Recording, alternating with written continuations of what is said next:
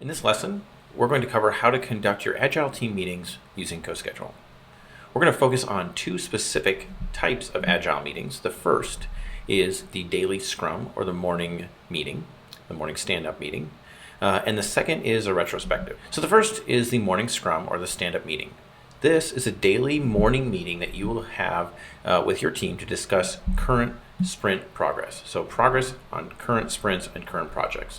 Should be no longer than 15 minutes. This is usually called a stand-up meeting because your team will stand during the duration of the meeting. That helps make sure that it stays short and very focused.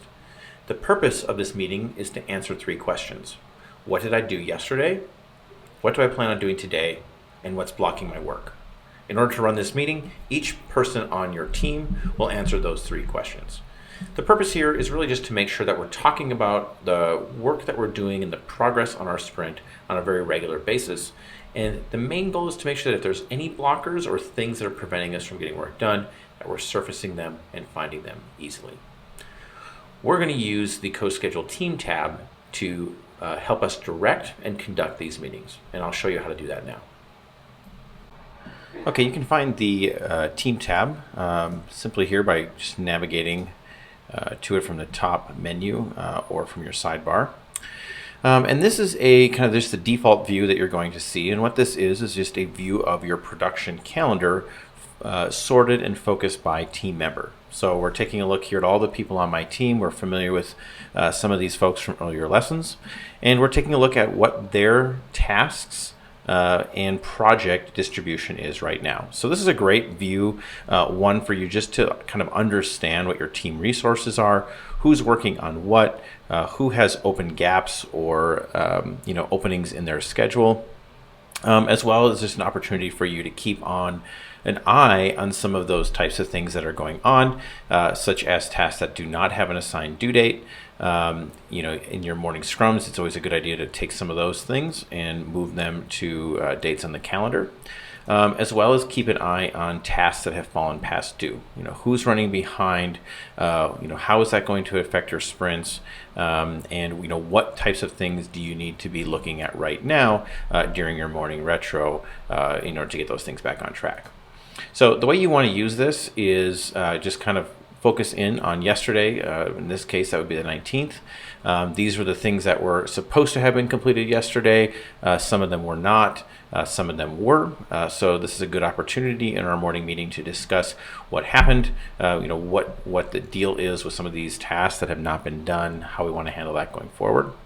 You'll get a sort of a burn down report on what everyone has going on for the week.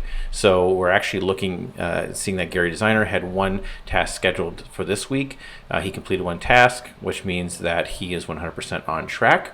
And it looks like everybody on my team here today is in the same category. But if things weren't going as well, if you're 50% of the way through the week and Samantha hasn't started on any of her tasks, this is going to give you a great opportunity to surface it. So for your team scrum, we really just recommend opening up this page, putting it on the screen in front of the team as you're talking about it, and using it as a conversation point as you go.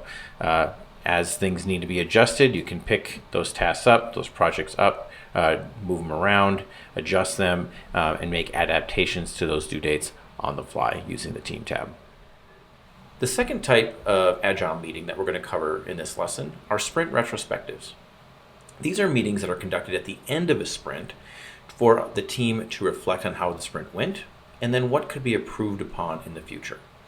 This meeting is going to usually happen on a Friday, or it could happen on the following Monday after a sprint is completed. And you're going to talk about three main things. What went well during this sprint? What did not go well during the sprint?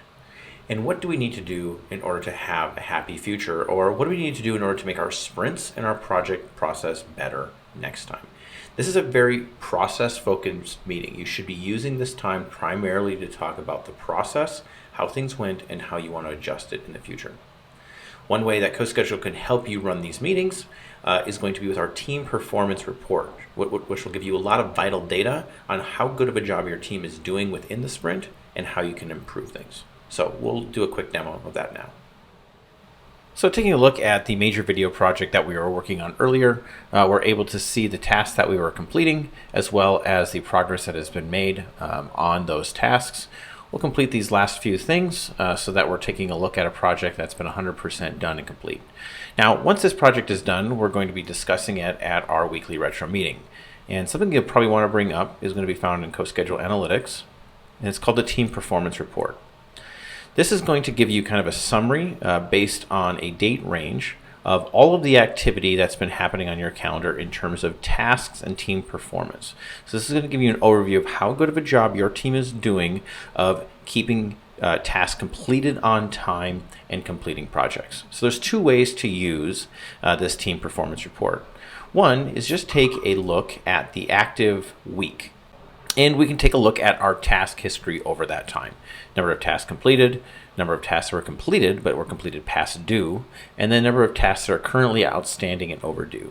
So pulling up at our Team Retro a simple view of this page just to look at your activity for the previous week can be a very good way to identify issues and bottlenecks that your team may be facing.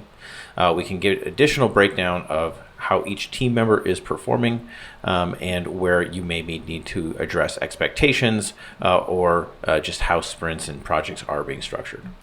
Another way to use this report is actually to search for your specific project. In this case, CoSchedule will give you a narrowed down view of how things are going for a very specific project. Here we can see that we had a pretty good completion rate on this project. We completed 100% of it. We kind of have a burn down chart here. We also see that we had 2 tasks that were completed, but they were completed past due. Now, in a retro scenario, this might be something I want to take a look at and take action on. I can come down here to the bottom, and this will actually show me all of the tasks that were completed as a part of this project. And I can identify the 2 tasks here that were completed past due. And that gives a great conversation for your retro that allows you to analyze why were those past due, and then how do we need to change our sprint process forward. Tasks like this could very likely result in changes to those task templates that we created before. Perhaps we have too great of expectations of when those tasks can be completed, and we need to adjust those types of things. Again, you can take a look at individual performance here as well, which could give you additional things and areas to address during your retro time. So team performance reports are a really great source of data and a set of talking points that you can use at your retros.